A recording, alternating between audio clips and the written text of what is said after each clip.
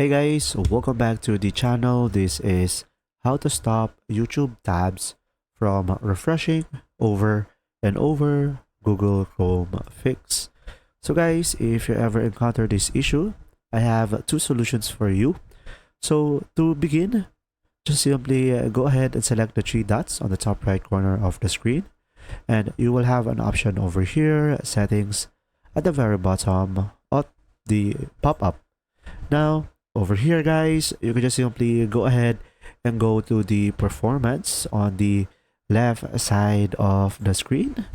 Now, here, you will have an option memory saver on the memory category.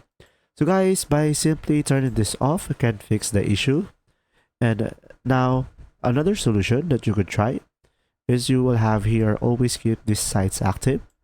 So from here, you could just simply select add. And now you can just simply go for add sites manually. And of course, just simply provide over here youtube.com and select add. And mostly this can fix your issue. But if it still doesn't, you will just simply try restarting your Chrome or closing it and reopening it again, or restart your PC. If you found this video helpful, please like and subscribe.